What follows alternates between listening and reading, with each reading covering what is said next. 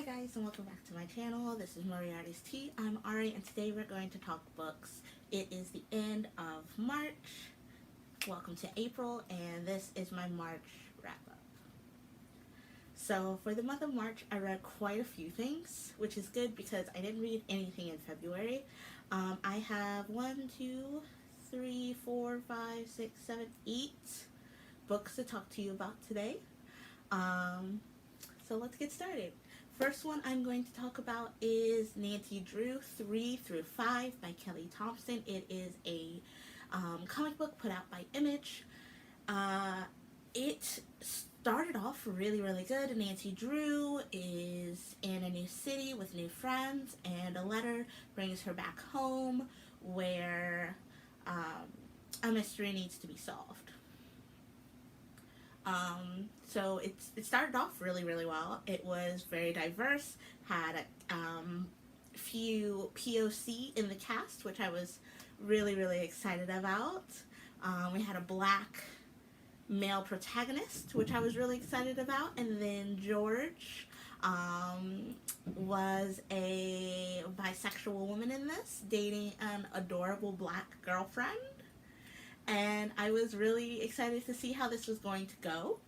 However, it was very clear by issue 3 that the people of color in this were purely props. They didn't really have any depth or growth to them, and they really were just there to prop up the white characters in the story, which made me really sad because it was a really good story. And I was really expecting more, especially from what I've heard about Kelly Thompson. So I don't know if they cut her story down and we just didn't get the good parts. I'm not sure what happened, but it wasn't great by the end. It also stopped. So while we did get kind of a shoddy wrap up of events, we didn't really get a complete ending. Issues 1 through 3, I really enjoyed. I gave them all 5 stars, but issues 4 and 5, I think they got 2 stars each. I wasn't feeling it, and I was really turned off by the way the characters were treated. In fact, the African-American girlfriend, whose name is Danica, and I actually had to go all the way back to the beginning of the series to find that out, because literally she's never mentioned again in the entire 5 shots. She's there, she does things, I guess, but she is absolutely a background character with no plot, no story. She's literally in the background at almost all times, which is horrible. So that just really didn't do anything for me. So I gave it, the last 2 I gave 2 stars, and let's move on. Next book I read was a novella called Fighting Back by C.C. Hunter. It is part of the Shadowfall series. It is 5.2. I wish I'd known that before I picked it up to read it, because I really enjoyed it. It follows a werewolf and a chameleon who are in love, and the werewolf is having problems with the were council because they only want pure were couples to be together. A lot of trouble and romance and action ensues, which I really liked. It was a very clean story, wrapped up really nicely. It wasn't too long or too short. And I also didn't need to know who the characters were to understand what was going on in the novella, which I love. I think more authors should do that. However, I do wish I had known it was part of a series, because I wanted to learn more about the characters as I was reading them, and going back to the beginning of Shadowfalls is not doing well. I'm sure the story has picked up between the 5 novels, but I think I listened to it for about 2 hours and I was bored out of my mind and I DNF'd it. So I may come back to it later to see what Hubbub was about, but I definitely liked Fighting Back better. I gave it 4 stars. Next book on my list was a prequel called Little Red Riding Crop by Tiffany Rice. I picked it up because it was a prequel, so I was expecting, the beginning of things, so then I could just, hop into everything. But it didn't really have any story definition. It was kind of like a smutty one-shot. Girl is a dominatrix, and she needs a day off, and she is presented with 2 weeks vacation if she can find out where the rest of her sex workers are going. She works for a guy, I don't remember his name, in this company, and sex workers have been leaving the company, and he wants to find out where they're going, and they're being swooped up by another competitive sex club matron, I guess. And so he lets her know that she can have 2 weeks paid vacation if she finds out where they're going. And even though she found out where they were going and everything, she never solved it. She didn't ask them to come back or anything. It was just really weird and kind of just thrown together, and I wasn't a fan. I think I gave it 2 stars. Next book I read is This Lie Will Kill You by Chelsea Pritchard, and I actually filmed an entire video about it, so I'll input it right here.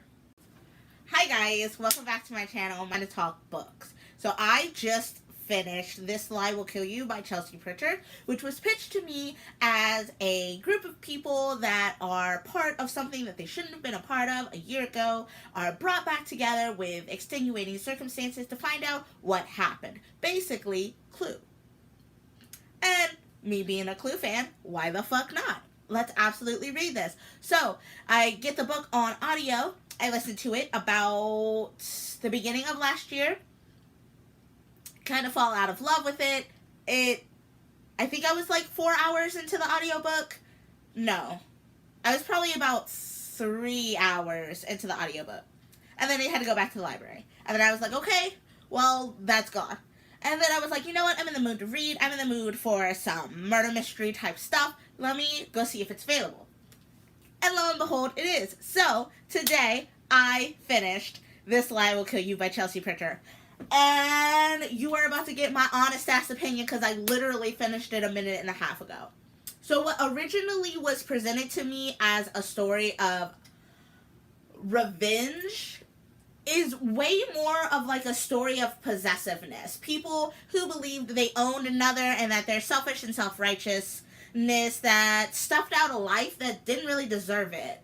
So let me give you a cast of characters. You have Ruby Valentine, the girl that everybody wants. Red hair, freckles, soft pillows, you know the type. Meet her best friend Juniper, Latina, Cuban, very, very methodical. She doesn't believe in fantasy. She doesn't believe in fate. She is very methodical, very, very logical. Meet Ruby Valentine's boyfriend, on again, off again, ex-boyfriend, Parker. Playboy, rich, big man on campus. His best friend, Brett. Big, buff, boxer type. Gavin, the kind of nerd. He works at the newspaper as a photographer, but wants to be a reporter. Just making sure I got my main cast of characters. Okay, all 5 receive an envelope, which is an invitation to a game.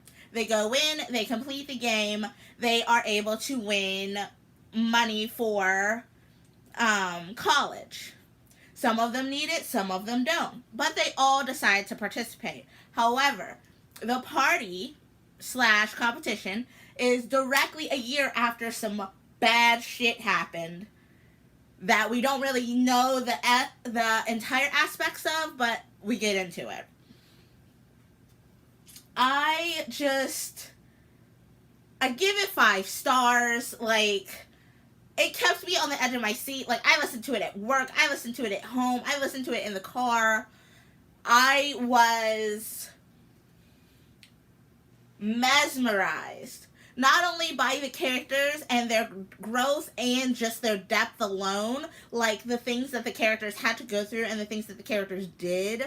Like, I definitely wasn't expecting that in a YA novel. And it was something very, very different for me. Usually when you read a mystery, you got a slew of characters, but only 2 are really well developed. They're the ones that carry along the story. That's not the case with this.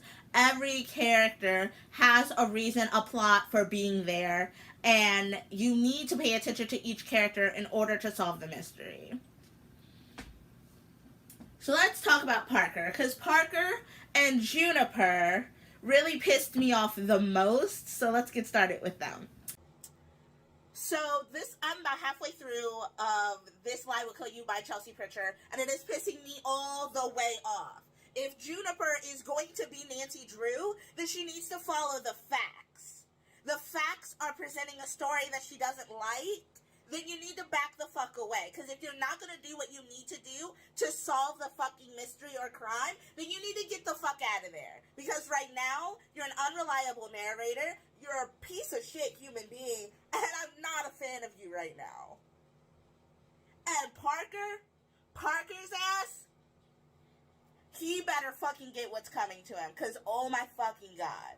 Juniper is really starting to piss me off. Like, to the point to where I don't want to finish the rest of the book. If you have an inkling that someone did something so horrible, so horrific, that you feel the need to go and confront the person that did it, and you suddenly have second and third and fourth thoughts to where you go to a party with this person, then my question becomes, where is your deductive reasoning? Because if you have a doubt that this person did it, then your doubts should be fuel to find out who did. Now you have Parker talking to someone he never fucking talks to, someone with photographic evidence and the ability to do so. You have Brett in the front of the girl's house when you know that Parker is possessive, when you know that Parker will do anything to keep her, when you know Parker will do anything to keep her. Why are you still trying to keep them apart? But 5 stars, bomb ass mystery. I really didn't understand what was happening until about an hour from the end, and all the pieces just started falling into place. It was brilliant. Chelsea Pritchard, you did the damn thing. You did the damn thing. Because I can't wait. So, this is my review. You guys, oh, so much happened, and I don't want to spoil it enough to where you don't need to read it. So much happened. Like, please go read it. Please go listen to it. Like, I'm releasing it right now, so it'll be available if you live near me at my library. Like, listen to it. It's so good. And the cool thing about it is that listening gives you an entire cast. Each person has a voice, which is really fucking cool. So, it's definitely something you should check out. Okay, Future Gabby is back. Next book on our list is Batman and Harley Quinn by Ty Templeton. It was really, really cute. I actually have it here because it's one of the only books that I read that was physical. It was really, really cute. Unfortunately, I had already seen the movie, so the story was something I already knew. Although I think it's really adorable that Harley wants to work with Bruce and, like, wants to be a better person. I really enjoyed that. I enjoyed the concern she had for Poison Ivy as a character. I enjoyed that quite a bit. What I wish there was more of was this, like, burgeoning romance between Harley and Nightwing. Because I'm a huge Nightwing fan, and that is definitely a couple that they haven't really explored before. And I mean, it's Dick Grayson. He gets around. So why not Harley? That's something I would definitely want to see in future comics. Next book on my list is Miles Morales, Straight Out of Brooklyn. So this isn't the first Miles Morales I read. I actually read Miles Morales Spider-Man by Brian Bendis. I don't like Brian Bendis, but this is supposed to be, like, Miles Morales' like entrance, and I saw Into the Spider-Verse and fell in love with him instantly, so I wanted to know what it was about. It generally follows the Into the Spider-Verse like story. However, I wasn't a fan of the art in this one, which is done by Sarah Pichelli, I think her name is. I wasn't a fan of the art, which slowed down my reading of this. Also wasn't a fan of Bendis' writing, which also slowed down my reading of this. But I finished it, and it gave me a comprehensive, like, foundation for Miles. And I was like, okay, I like him. Let's see where this goes. I actually got volumes 1 and 2. But seeing as it took me so long to read 1, I was just kind of like, eh. So the Straight Into Brooklyn is like a fast forward into Miles' story. He's already established. He has a girlfriend. Barbara, she's adorable. Let me see if we can find her in here.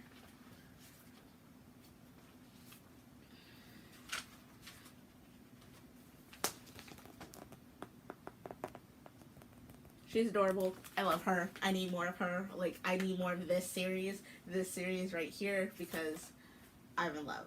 He teams up. There are lots of team ups in here that I wasn't expecting to do different things, and I'm just very much a big fan of team up comics when you have someone who's established work with someone who isn't established, and vice versa. Because, you know, teamwork makes the dream work.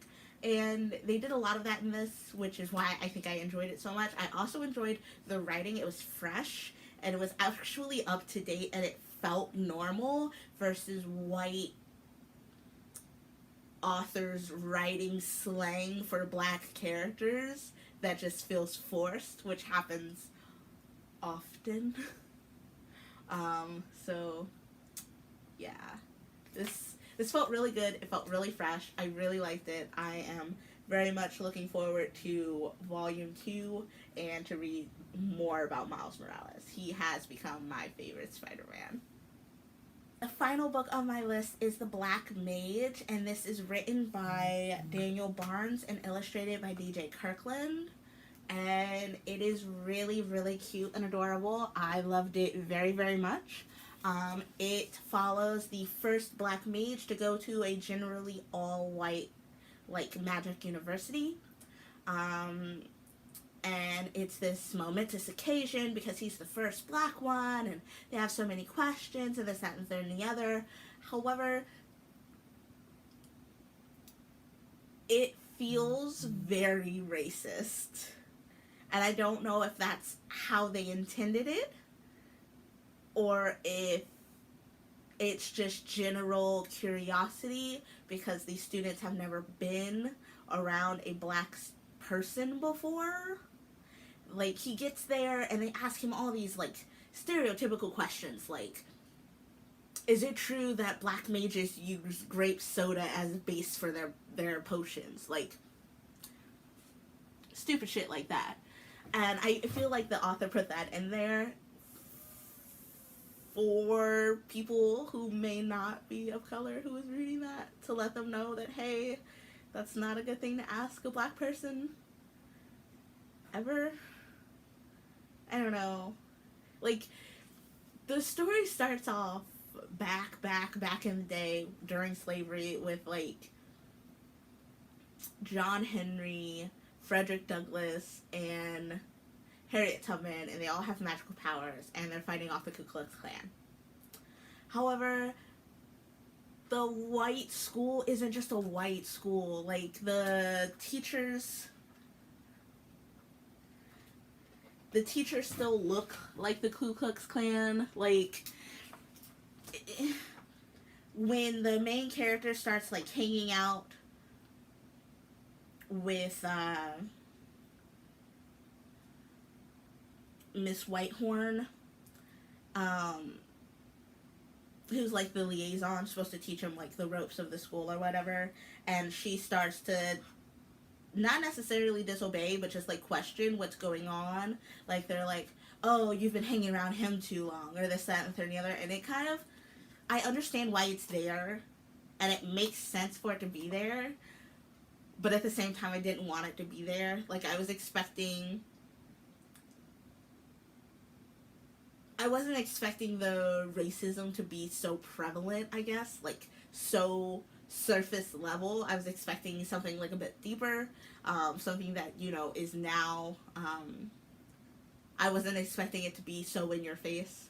I really, really enjoyed it, but because there was a lot of comedy and a lot of levity to the situation, on top of the racism being so there, it almost gave me the feeling of kind of like, oh, isn't this silly? Like, we shouldn't think of this way, even though that's absolutely what we should do because it's fucking racism.